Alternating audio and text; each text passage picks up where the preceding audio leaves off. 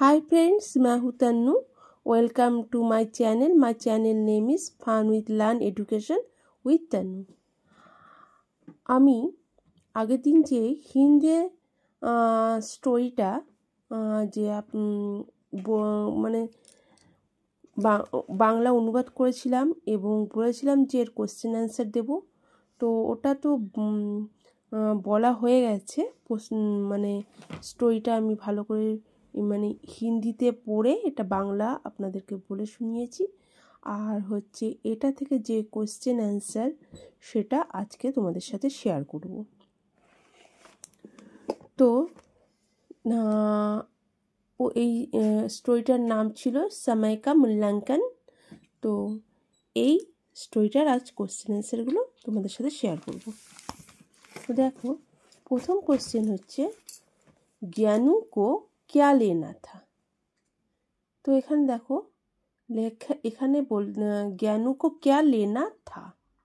এই কোশ্চেনটার অ্যান্সার হবে জ্ঞানু কো কিতাব লেনা থা।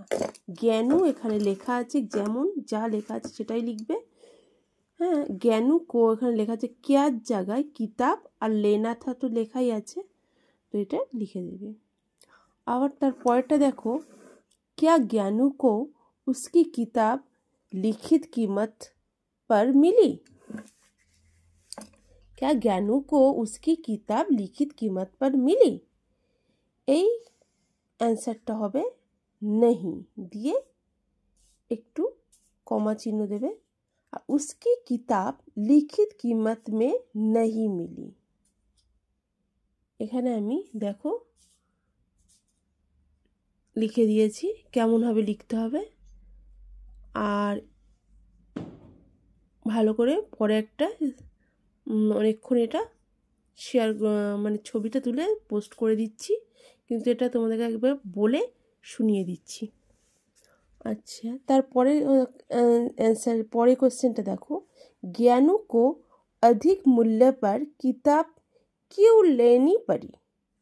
কেন জ্ঞানুকে অনেক টাকা দিয়ে সেই বইটা নিতে হলো।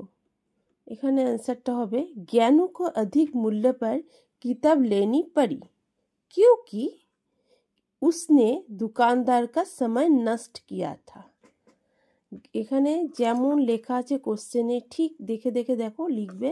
জ্ঞানু को अधिक मूल्य पर किताब কিউ এর জায়গায় কিউটা লিখবে না, কিতাব লেনি পড়ি দিয়ে এখানে কিউ কি কথাটা লিখবে। লিখে কেন ওটা উসনে দোকানদার কা মানে ও দোকানদারের সময় নষ্ট করেছিল এই জন্যে। তারপরেরটা দেখো যে दुकानदार ने अधिक कीमत मांगने का क्या कारण बताया। তো দোকানদার এই অনেক টাকা চাওয়ার মানে বইটার যা দাম তার থেকে বেশি কেন চাইলো, কি কারণ দোকানদার বলল যে কেন, দোকানদারকে জিজ্ঞাসা করেছিল যে কেন আপনি দামটা বাড়িয়েছেন, তখন ও দোকানদার কি উত্তর দিল দেখো, दुकानदार का समय नष्ट होने के कारण अधिक कीमत मांगने का कारण बताया। কারণ দোকানদারের সময় নষ্ট করার জন্যই হচ্ছে বইটার দাম বাড়ানো হয়েছিল।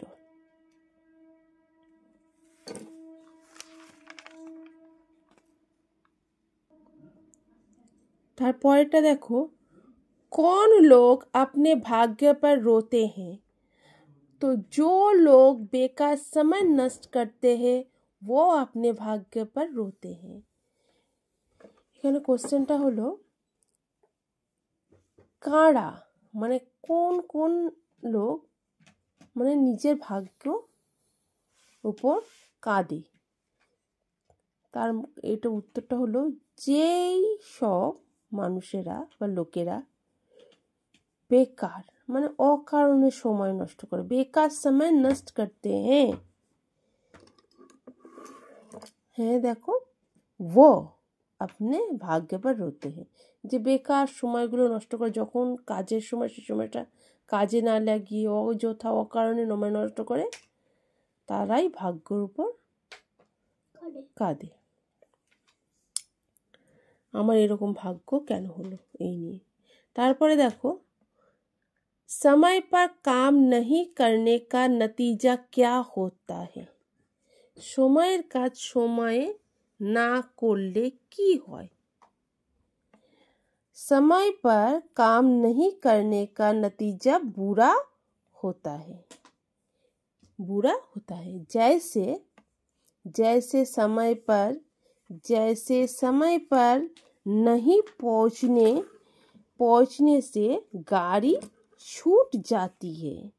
যেমন সময়ে যদি না পৌঁছানো যায় তাহলে গাড়ি একটা নির্দিষ্ট সময় থাকে, সেই সময় গাড়ি চলে যায়। নকরি চলি জাতি, হ্যাঁ, এমনকি চাকরিও চলে যেতে পারে। সময় মতো না পৌঁছালে, অনেক দেরি করে পৌঁছালে, এমনকি তার চাকরিও চলে যেতে পারে। তারপরে কোশ্চেনটা দেখো, स्वामी विवेकानंद और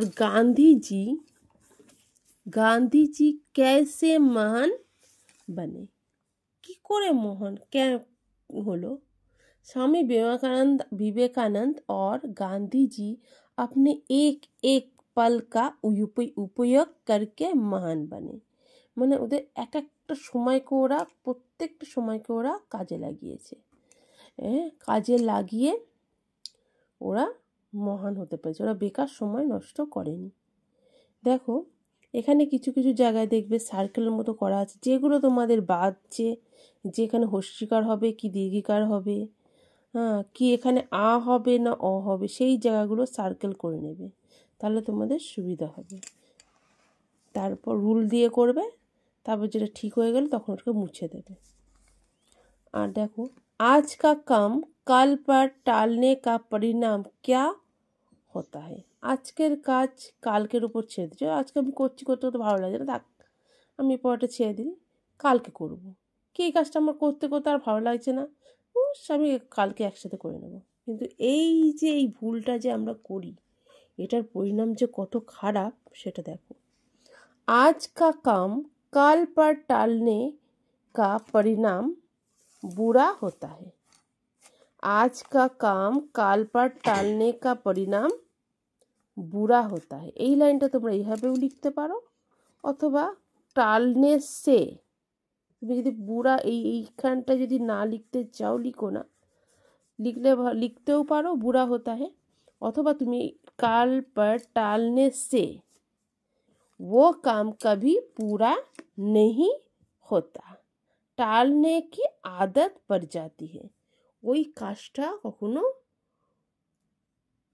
ভালো হয় না, ওটা আদত পড়ে যায়, মানে আদত মানে অভ্যাস হয়ে যায়, যে থাক, কালকেও বলবে যে না থাক আজ করবো না, পরশু দিন পরের দিন করে দেবো, এভাবে কালকেও হবে না, তারপরে দিন থাক আজকেও আর ভালো লাগছে না, পরের দিন, এই করে করে সময় মানে ওই কাজটা আর হয়ই না। আর সময় চলে আসে তখন আর সেই জিনিসটা না পড়া করলে কি হবে, সেটা লিখতে পারবে না, পড়া বলতে পারবে না ক্লাসে, এটাই হয়। তো এখানে আমি দেখো, এখানে আমার এটা রাফ খাতা, আর এটা আমি যেখানে যেখানে বাদতে পারি সেখানে সেখানে সার্কেল করে রেখেছি। নকরি, স্পেলিং, চলি, জাতি, হিন্দিতে বেশিরভাগ দীর্ঘিকার, লাস্টগুলো দীর্ঘিকার হয়, এগুলো খেয়াল রাখবে। আর যেখানে যেখানে বাদতে পারি সেখানে এরকম সার্কেল জো বানান, দেখো বর্গের জয় করে জো, এইরকম সেইখানে সেখানে সার্কেল করে নেবে, করে নিয়ে বারবার লিখবে, লিখতে লিখতে দেখবে ঠিক হয়ে গেলে সেটাকে আবার মুছে দেবে। তো আমি এটা রাফে করেছিলাম, এটাই ফ্রেশ করে তোমাদেরকে পাঠিয়ে দিচ্ছি। Thank you. আর এর সাথে অবশ্যই অবশ্যই তোমরা শব্দার্থগুলো করে নেবে। শব্দার্থ আমি পরের ইয়েতে পাঠাচ্ছি। Thank you.